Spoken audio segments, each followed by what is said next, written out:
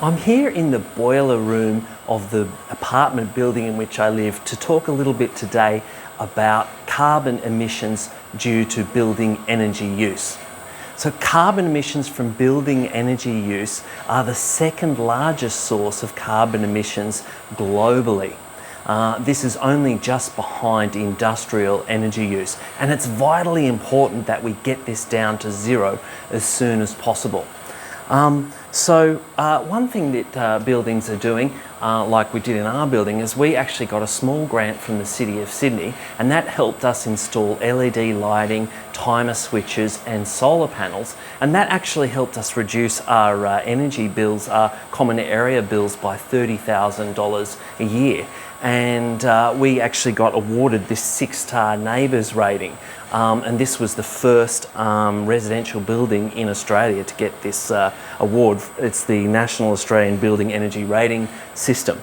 Now, a couple of years have passed since we did that, and I'm sad to report though that only 2% of commercial and residential buildings in Australia have reached this 6-star level. We've got to get it to 100% as soon as possible.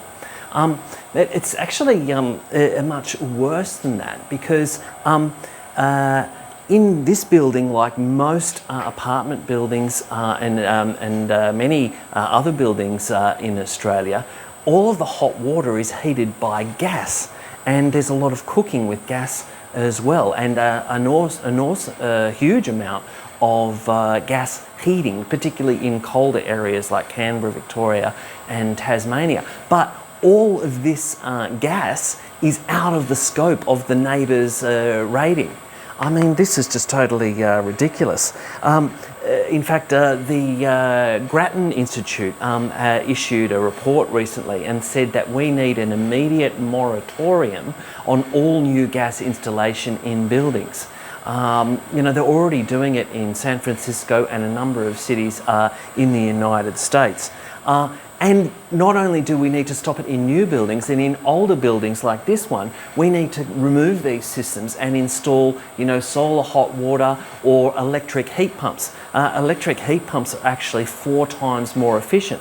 And if you do those sorts of things, actually people stand to save on estimate of $400 a year on their energy bills. I mean, it makes so much sense. Why don't we have rebates and schemes and tradies sent out by the government to, do this all as immediately or as soon as possible?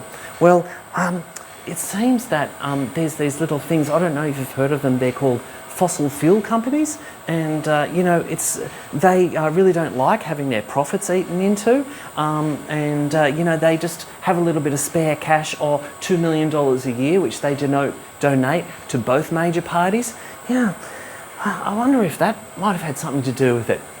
So you realise that this has nothing to do with what is good for the planet or good for us. It's only that's what's good for them. They don't give a rat's about ordinary people and even the planet that we live on.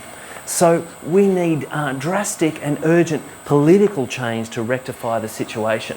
And that's why I'm standing for Socialist Alliance. We say people and planet before profit, and we say we need a system change, not climate change.